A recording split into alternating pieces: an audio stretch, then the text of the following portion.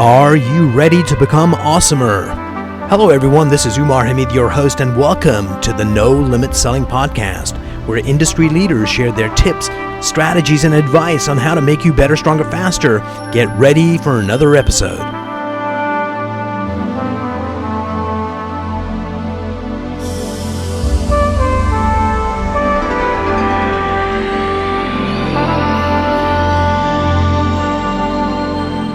Everyone, today I've got the privilege of having Creig Northrop again. Creig, welcome to the program. Thank you. I'm excited to be here always. It was fun last time. I'm sure it'll be a blast this time. Absolutely. So Creig, you've been the number one realtor in the country a few times. What was that like and what were you doing back then? And then we're going to talk about this market, which could be the hottest market we've ever had. Correct. Well, back then I was a team, a Creig Northrop team. Now I'm a broker, so it's a little different.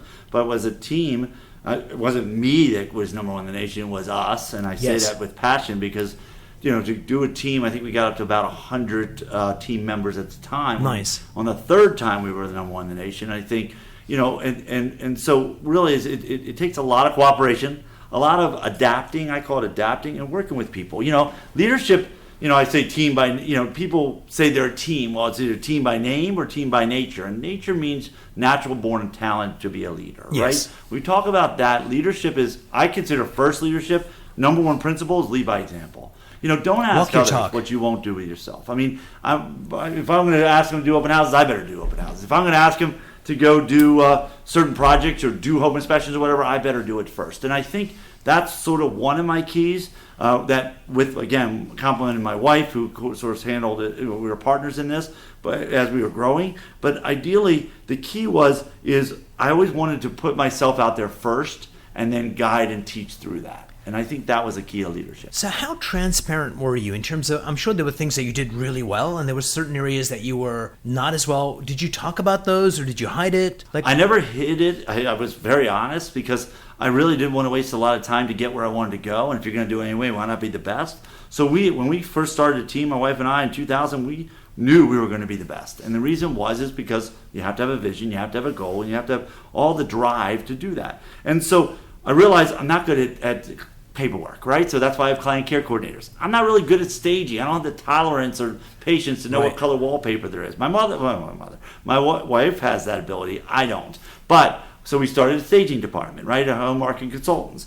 I'm marketing. I'm good, but I don't. I mean, I have some ideas, but I'm not implementing. I need somebody that's way better than us. So we have a great marketing department and social media, people to do all that. And then you have IT, just like this. I had no idea how to put this Northrop thing on the back of the computer. Oh, yeah. You call the IT guy in. That's the IT. And then training. We just introduced a new platform called Elevate, which is just for new agents only. So because I think there's a lack of training of new agents, and we're seeing that right now, especially in a very good market. And so I think we took the initiative and did that, and we require mentorship programs for all of our new agents because I think that is also needed as well. Brilliant. So when I look at the man before me and your leadership ability, it's probably dramatically better than it was when you started. 100%. I mean, fail forward. So what were a couple of those leadership things that you wish you knew better back then, and who did you go to learn to improve those? Great questions. I think confidence was really one of the keys. Right. Confidence in your ability, I call it knowledge is confidence, confidence is trust, trust is sale. I had knowledge in the market. I knew how to sell a house, but I really didn't know how to run a team. Right. Did I need balance with my wife to be a partner in that, where she has that mantra, everyone matters? Yes, I needed that. So the balance of being her were great. But my lessons as I learned things is what other people want. Why did other people want to be part of a team? Right. I wish I would have learned that earlier, where I know that now because we have 30 teams now with the brokers in Northrop Realty. I know what they want because I had to go through my ventures. I did not know at the time what people wanted and why they wanted to be on a team until I started evolutioning the team through its process. So right now you have 30 teams? 30 teams, yes. So think of two of those teams. Okay. And how you might find a distinction between, this team is all about X and this team is all about Y. One's not better than the other, but they would have different feels and vibes. Yeah, each team is totally different. They all stem back to one thing that's called relationship selling. Right. Every one of them, all the commonalities of the 30 teams is the same. Their leadership styles are different. Some are, hey, go out and do it yourself, and just, and grow from there. You don't go through it, you grow through it. Or the others are much more, I'll teach you how to fish, you know what I mean, so that you can go out and get your own leads, right? So, how do you build that team member so well that they become imitator of the team leaders? There's some more hands-on and some are a little less hands-on. I think that's probably the differences. They're all successful teams. So, do you remember that Harry Potter? Yeah. They had this sorting hat where people come, so when you look at people coming into, I'm not sure if you see the newbies coming in, do you think you would fit really well with that leader? Yes. Do you get a sense of that? We do that. We interview every agent that comes here because we only require, you have to be full-time to be in Northrop Realty. If you're part-time, you can be part of a team. So we actually interview a lot of agents, wannabe agents that are part-time, then we place them with teams. So we place a lot of agents with a lot of our teams based on adaptability of the leader to the agent. Yes, Makes that's sense. a great question. In your career, you've probably seen a lot of people where you look at, so let's say this imaginary person here, Janet. Janet is doing a good job, but she could be phenomenal if only she could X. So tell me about one of those people that you worked with where you kind of decoded what the missing link was and helped that person kind of achieve. Because there's a quote from Pogo, it was a comic strip, we've met the enemy and the enemy is us. So sometimes, we're trying like hell and we can't make it, but it takes a leader to go, oh, this is it. Do you have one of those stories? Well, I think the way I look at real estate and in life is it's all about you, right? It's all about, first of all, it's all about the client, but what I mean by that is all about you and how you interpret things. And what I say by that is we're, by nature, we don't push ourselves enough, right? I think so what I see with agents is, what is enough? I don't know that answer, right? So that's that person's ability.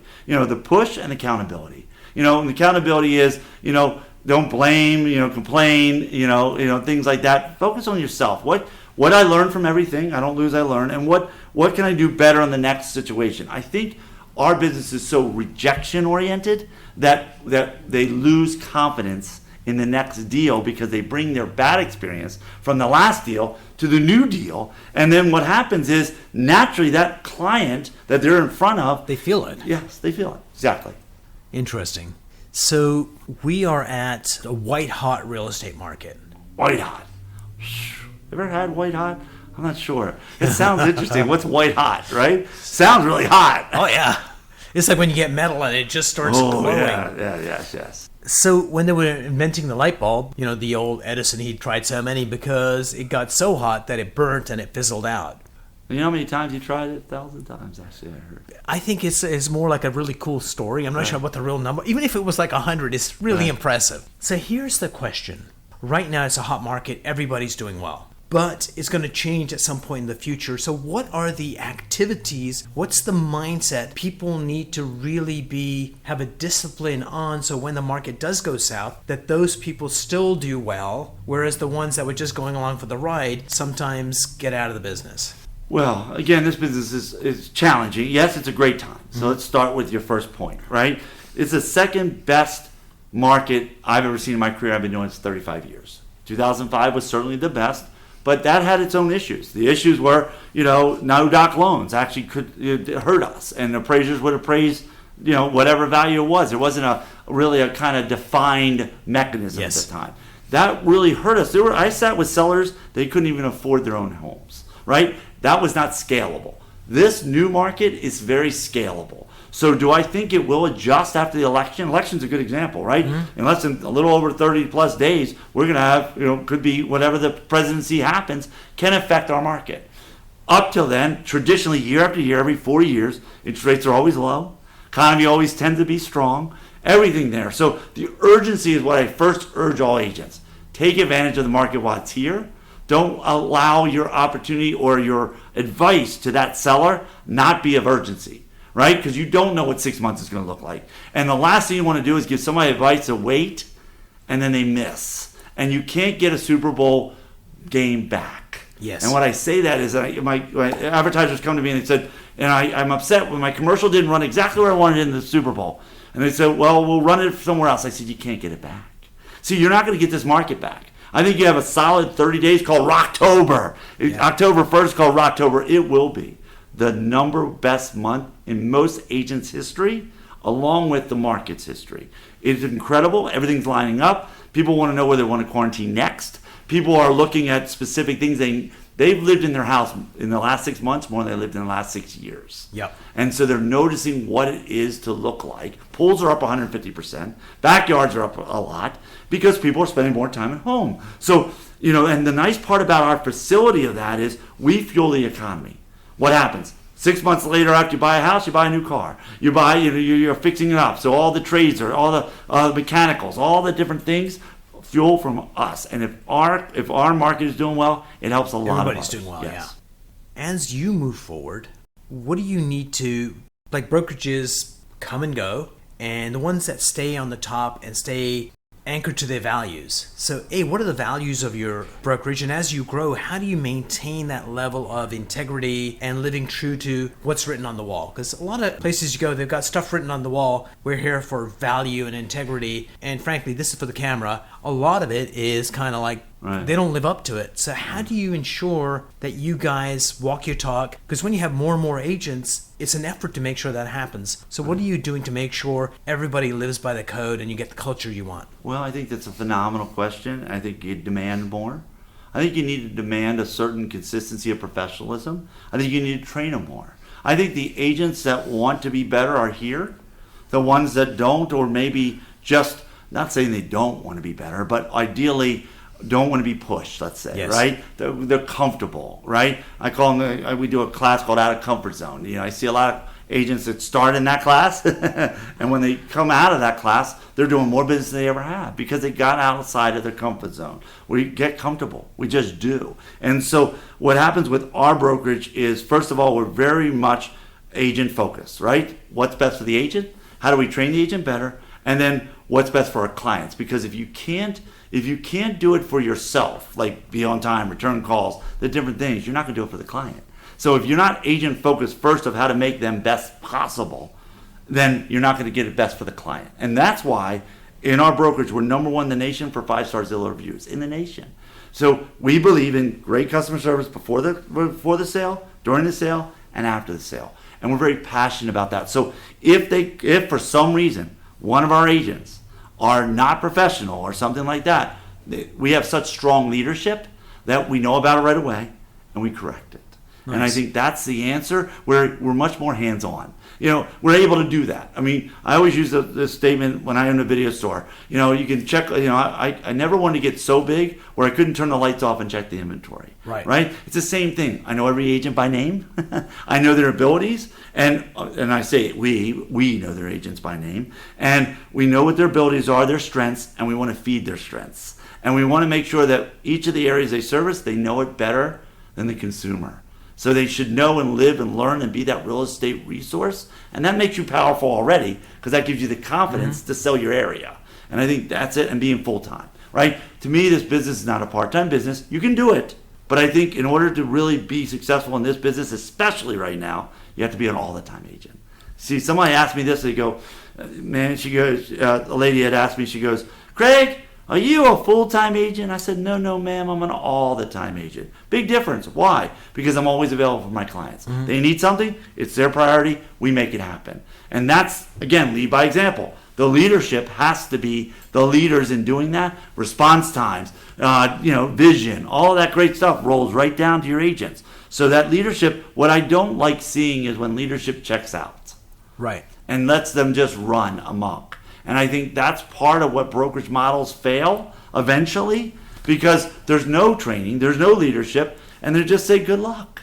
So there's like two schools to that, right? One is, I want to be a good guy and you guys do what you need to do and they can run amok. Then you can have another extreme where people are like, okay, this is the army, you're doing this, and they go to the other extreme. So how do you respect the agent but still require them to do the training? And so what's that balance? How do you strike that balance? I think it's a great point. We're certainly not militant, and we're starting to allow them to be amok. We have rules and guidelines to make them better that makes it better for the consumer's experiences. So How do we do that? We require mentorships if you're new, right? So you must be mentored and do 3 transactions there. So for the new ones, we're not going to let you get in the business without having good training. That's mandated mentorship. Okay, so that's very, very important and very passionate. Then we have better level training classes that we invite everyone in the brokerage parts of, and it's based on where you are in your levels of things. Like we have Mindset Matter class right now that Zach Bryan's teaching. Right. I've got Buffini that Kathy and Patrick are teaching. I've got myself and Will that are teaching out of comfort zones. And they're all different agents at different levels of their careers getting taught. And guess what? They want to be there voluntarily. Yeah. You also can't learn unless you want to learn, right? You can't fight it. So there's not a militant. You don't have to do any of this. We invite you in. If you like to do it, we're going to make you better. And I think that's one of the things. The intent. Yeah, the intent. Is so important. So there's a couple of things you said there. I'm going to backtrack a little bit. Go ahead. So you said you're the #1 realty firm in the country for Zillow reviews. Correct. That does not happen accidentally. Correct. So how did you make it happen? I give credit to Will Miller, my son, who really kind of saw that need to let the consumers. Where do you go to rate your restaurants? You go to the surveys. Where do you go to see if a movie's good? You go to. So he saw that. He noticed it. He built profiles for not only the company but for every one of our agents. And then we basically, because we do good business, we get a lot of reviews back. A lot of these sellers will say, "Wow, what a great experience! I want to write a review. Where do I go?" And we would send them to Zillow. The same as a buyer's experience. "Wow, I've enjoyed this. You've been really great. I just talked to a seller now, a potential seller, that said, I want this agent because they've helped me with 3 or 4 transactions. I just want to continue with them." And I think that's really the key element of how you build great Zillow reviews. And let me tell you this, very important. Very important going forward that you have a good resume of what we call raving fans. Absolutely. Tell me about, if you want to be really good at something, teach it. And so what I find is when people are being mentors, it's just as rewarding for them, because as they teach younger agents or younger whatever, that they learn as well. I think it's the best. So who is someone that you've noticed that has been a mentor and you can see the growth in them as well? Well, one of the things I love about our brokers is that literally 60% of our brokerage does $5 million or more. No one can say that. And I say that because we have a bunch of mentors. We used to have one, it was great, and I think shadowing is a good example for two reasons. One, they're shadowing them to see what that experienced agent does, but then the experienced agent knows you're being watched. Yes. So it makes them better. So all of our mentors, or they wouldn't be mentors, is my answer to that they are better because they're mentors, and they are benefiting it because they're training while doing, not saying. See, I think being more in the field and doing the fact is making them better trainers. Absolutely, because a lot of times I can tell you how to do anything, but when we're doing it, it's like, oh yeah, when this happens, right, you need to think about this. All of that really important information doesn't happen unless you're doing it live. Correct, and I think you have to do that. You have to be part of it. You have to see it, and I think that's what a good mentor program is all about. So how do you... If I opened up the internet and said, realtors, and I interviewed 5 realtors, it would be really difficult to distinguish between the 5, unless they're like complete idiots. But almost everyone's going to talk about the customer service and all of those things. But you guys live it, walk it. Mm-hmm. So how do you relay that? How do you communicate that to customers so people kind of go, yeah, I really believe that they're going to look after me? I think that's a good question. I think again, we go back to some of what's the client said about me. I think that's important. Those reviews, right, absolutely critical. No question. You got to have a plan, right? Mm-hmm. Every seller needs a plan. They're calling you a professional. It's like going to a doctor and asking a doctor what's wrong with me, and then they give you a plan to how to fix it, right? It's the same principle with real estate. You have to have a plan, and that plan has to have a concrete foundation of results. Right, and our foundation results is we did $1 billion last year. We did 2,500 transactions in their price range. We sold plenty in that homes in their area. I've sold plenty. That's your foundation. Then you build from that. What are you doing in marketing? What makes us different? Well, every seller gets the same service, whether you're a $200,000 property or $2 million property. Yes, you might get a little extra goodies on the luxury side of marketing they don't need on the $200,000 side, but you're going to get a lot of that same service. And I think that consistency is very important. Nice. And I think that's what makes the consumer not feel like, oh, I only have a $400,000 house. You're not going to treat me like a $2 million. we do it all the same. We want every client to feel like they're the only one. And the only way to do that with volume is systems. You got to put systems. Hallelujah. Yes. You got to. You have to have systems. You have to have a good CRM. You have to have things in place and a great communication, which is the key through COVID. Communication really has been the key through COVID of how we've not only strengthened, but even gotten and grown even stronger. But I think you're mispronouncing that. I was listening to the BBC. It's COVID. I was like, COVID? Really? But anyway. All right, good. Thank you. So going back to, it's COVID. But going back to systems. So systems, but Creig, you don't understand. I'm a free spirit, and I need to do it my way. So how do you get people, in order to get better, you need a system. Because you can measure against it. But having a system and getting people following a system are two different things. It's actually pretty hard that way a little bit, but I'll call it my way with a twist of lemon. All right? We're going to make lemonade out of that. You might have a little lemon in between that's going to taste a little sour because it's not going to be totally your way. Right. But if I can get you to do 5 deals instead of 1 deal because we got the system already in place, it's called a plug-and-play system. Right. Why would you want to reinvent it? Why would you want to spend so much energy? So what I say to this company is built on time. Time and energy is worth more than money. Right. We're going to get a lot more time and energy back so you can focus on what matters. And I think the problem is the agent runs around doing all the things they don't need to do when they can just focus on the client. It's whether you want to do. That's the only important thing. That's it. And what you don't realize is how much lack of RPAs agents are doing.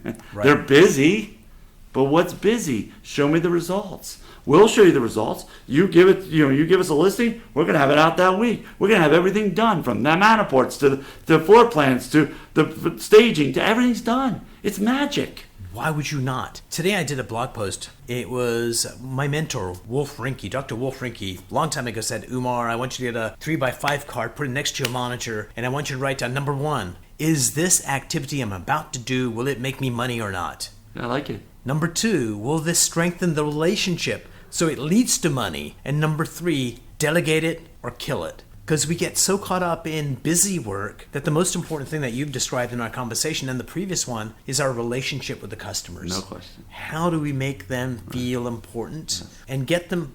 We're going to go overtime on the interview here because here's the interesting part, is sometimes our clients are their worst enemies. As agents, we need to negotiate with them, influence them to do the right things at the right time, to let us help them sell their house. Right. So how do you train your people to manage clients to cooperate so we can actually help them achieve what they want to achieve? So one principle you have to live by is that no one's going to do it like you.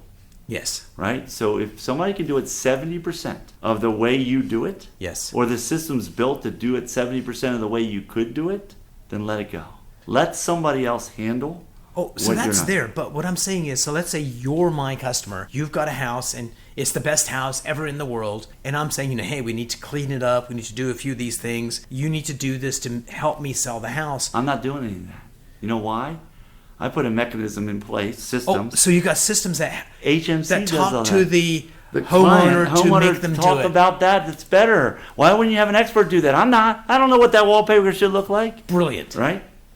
Oh, man. So you take that complexity out of the agent's things to do and say, just focus on this stuff. We got other people who are going to do that. They're not that good stagers. They aren't. Stop giving your opinions. I had a person tell you a true story real quick on this, right? A seller wrote me and said, I've interviewed 5 agents, and they all talked about my wallpaper. I want your agent who comes out to not talk about my wallpaper. And if they do, then I'm not going to hire them. So I called my agent and said, don't talk about the wallpaper. We sold the house that weekend with the wallpaper. The other 5 agents brought up the wallpaper had to be removed. Guys, you're not stagers. Stick with what you're good at and be really, really good. And it shows our model works. You follow me? Yes. It's your way with a little spice of, with the twist of lemon. Because it's going to taste a little sour for a minute, but it's going to taste really good once you mix it together. One last thing, it's kind of interesting. I wonder how many of the other 5 agents got the same thing, but they felt compelled that, no, I have to talk about the thing. Whereas you said, you're telling me don't talk about it, we're not going to talk about it. Right. So sometimes listen to your freaking client. It's called listening appointments. Yeah. We don't listen well enough. So instead of listing, it's listening appointments. Correct. Creig, thank you so much for spending time with me today. I think if there's one takeaway out of all of that good stuff, it's we don't listen enough. And if we listen to our customers, our agents, our spouses, our kids, and especially Creig, you go a lot further. Thanks so much. Pleasure, guys. Thank you. It was great. It's always fun.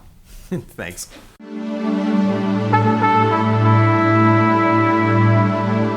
If you enjoyed this episode, please go to iTunes and leave a 5-star rating. And if you're looking for more tools, go to my website at nolimitselling.com. I've got a free mind training course there that's going to teach you some insights from the world of neuro-linguistic programming, and that is the fastest way to get better results.